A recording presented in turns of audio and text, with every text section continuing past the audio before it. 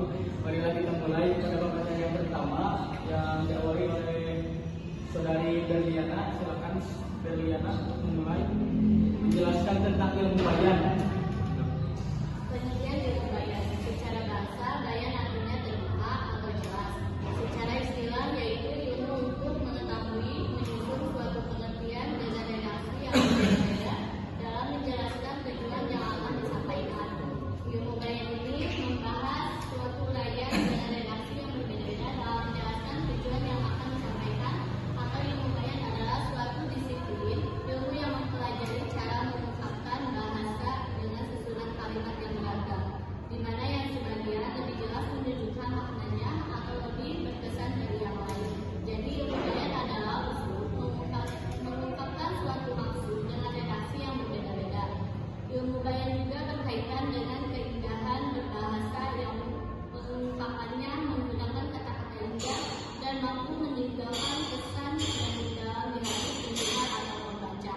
Sedangkan dalam ilmu balaghah, ilmu bayan adalah ilmu yang mempelajari cara-cara mengungkapkan suatu gagasan dengan berbagai macam redaksi. Adapun menurut Imam Al-Ghazali, ilmu bayan ialah ilmu yang mempelajari tata cara pengungkapan suatu makna dengan menggunakan susunan kalimat yang berbeda-beda. Selanjutnya kepada contoh yaitu akan disampaikan oleh Saudari Sofa. Silakan Sofa. Selanjutnya yaitu ada pokok pembahasan ilmu bayan. Pokok pembahasan dalam ilmu bayan ada 3, yaitu yang pertama tasbih, yang kedua ada qiyas, yang ketiga ada kinayah. Yang pertama itu tasbih. Tasbih yaitu menjelaskan bahwa suatu perkara bersekutu dengan yang lainnya dalam satu sifat atau lebih dengan menggunakan perantara yang lengkap dan sejenisnya baik secara tersirat maupun tersirat. Contohnya seperti qaulun asli saja, yang artinya lebih seperti singa dalam badannya. Dari contoh tersebut terdapat bahwa qaulun diserupakan dengan singa karena keduanya mempunyai sifat yang sama, yaitu sama-sama berani.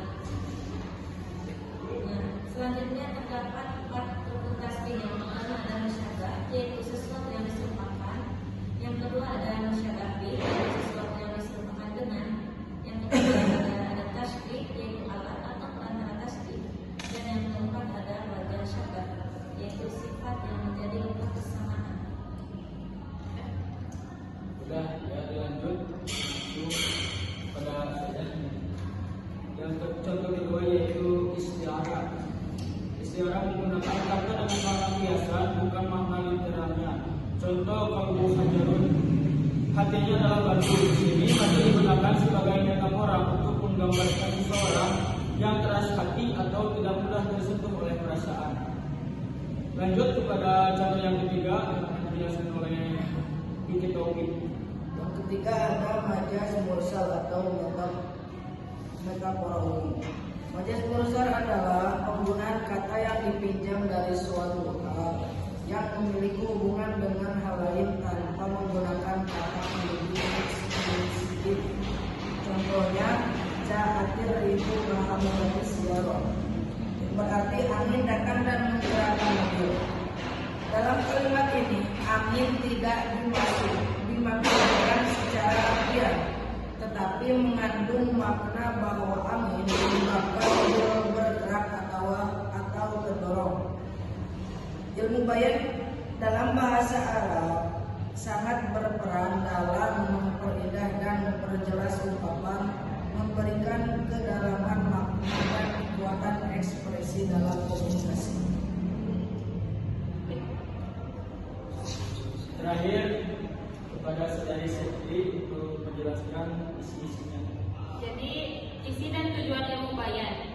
Ilmu bayan bertujuan untuk menjelaskan bagaimana bahasa dapat digunakan untuk mengungkapkan makna dengan cara yang lebih mendalam dan mempengaruhi perasaan atau pemahaman pendengar atau pembaca.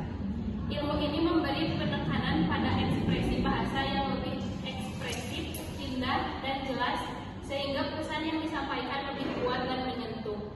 Nah, dengan menggunakan prinsip-prinsip dalam ilmu bayan, penyampaian ide atau informasi dapat dilakukan dengan cara yang lebih mengunggah, memperkaya makna, dan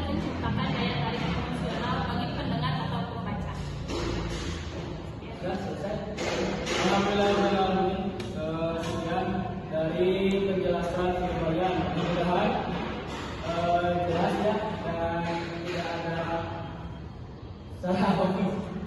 Kami dari kelompok 3 cukupkan sekian. Mohon maaf jika kami beri. Wassalamualaikum warahmatullahi wabarakatuh.